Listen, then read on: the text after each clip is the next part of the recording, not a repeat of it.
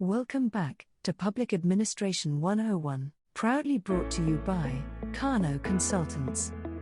For professional advice you can trust. In this video, we will aim to clarify the basics of the public policy process. But before we get into it, remember to subscribe to this channel for more videos like this. Or check out some of our other videos in this series of Public Administration 101. Now, let's get into today's video, which is structured as follows. First, we'll define what is meant by public policy. We will then provide some examples of what would constitute a public policy. Then we will clarify why it's important for governments to have public policies. Lastly, we will list the basic steps usually followed when developing a public policy. As an introduction, you need to be aware that governments across the world usually have roles and responsibilities that they need to fulfill. Some of the roles and responsibilities of government is to provide public services, such as health services, education, transport, etc., maintaining law and order, protecting and defending its residents and citizens, protecting the environment, collecting taxes, regulating the economy. These are just some of the roles and responsibilities of governments. In some countries, these roles and responsibilities are normally provided for under that country's constitution.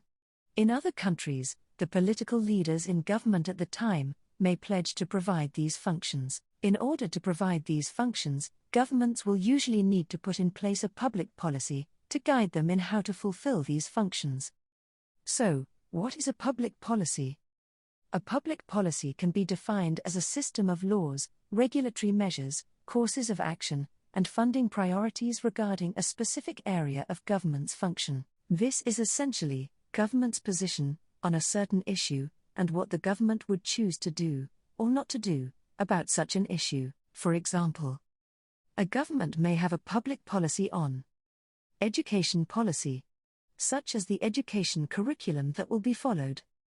Criminal justice policy, such as whether or not to allow and permit the death penalty. Social policy, such as allowing and regulating pregnancy terminations, and the right to choose. A government may also have an economic policy, in which it regulates how it plans to collect taxes, and how much it will collect. An environment policy, in which the government details its response to global warming. A policy on foreign affairs and national security, where the government outlines its position on global matters, and how it plans to deploy its defense force and military services. A government may also introduce a policy addressing social and welfare issues, where it details its plan on how it aims to improve the lives and welfare of its residents. In order to introduce these public policies, a government will need to follow a series of steps. These steps may differ from one government to another.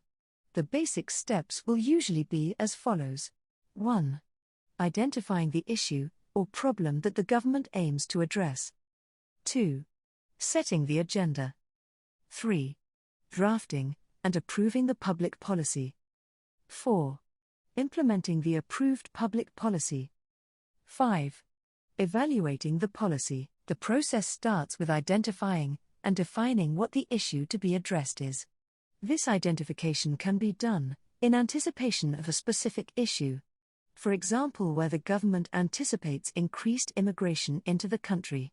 The identification of the issue can also be done in response to a specific need or issue. For example, where an increase in crime is being noticed, the issues or challenges can be identified by government or other stakeholders such as non-government organizations or residents and citizens. The next step in developing a public policy is ensuring that the issue or challenge is put on the agenda. This is where the identified problem is formally placed on government's agenda to be addressed by the President, cabinet members, members of parliament, municipality or other relevant government institution. The setting of the agenda can be done by those directly affected by the issue, such as ordinary residents, public representatives, non-governmental organizations, and by those who are tasked with addressing the issue, such as the political party in government at the time, opposition political parties, and public administrators. The next step in the public policy process is actually formulating the policy. This is when the government starts the process of coming up with an approach of how they intend to solve the identified issue. This process involves an in-depth analysis of the issue, together with the alternative solutions to address the issues. This analysis ensures that the most effective approach and solutions are adopted, and that such solutions are feasible. Government's approach and solution is then documented into a policy document. This can either be a legislation, a regulation, a departmental policy, or internal rules. Public comments are then solicited and then incorporated into a final policy document. This final policy document is then adopted and approved by the relevant government officials or the appropriate level of government structure. The next step in the public policy process is the policy implementation. This is when the government carries out all the activities necessary to ensure that the proposed solutions are realized. Implementing a public policy can sometimes cause confusion. It is therefore important that governments ensure that the approved policy contains clear directives on how such policy is to be implemented. The approved policy also needs to identify the government institution and the officials responsible for this implementation process. The policy must also be communicated to the public and the relevant institution and public officials tasked with the responsibility for implementing it. And such communication must be clear and unambiguous. The communication must further involve an awareness campaign and public education regarding the policy. The implementation process should further identify any changes to the existing processes and status quo, particularly regarding any disruption or conflict. The implementation process should also detail how the policy implementation will be monitored and what would constitute a successful implementation. The final step in the public policy process is the evaluation stage. This is where an analysis and a review is performed to check whether the policy, as implemented, is addressing the identified issues or the challenges, and whether the implementation process is proceeding well.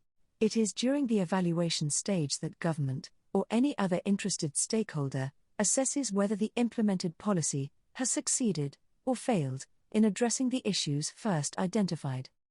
The assessment will usually be based on a set of established standards. The evaluation stage will also assess the quality of the impact of the policy and whether the objectives of the policy have been achieved.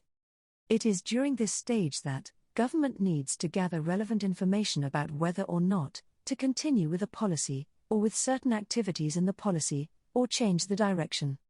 In conclusion, it is important to understand that the process of developing a public policy is detailed and requires careful handling by all stakeholders to ensure that governments address the challenges of its people, and that the people can hold government accountable when their issues are not addressed. This has been yet another video in public administration, proudly brought to you by Kano Consultants. For professional advice you can trust. Remember to subscribe, like, comment, and share this video. And engage with us on these social media platforms at Consult Kano.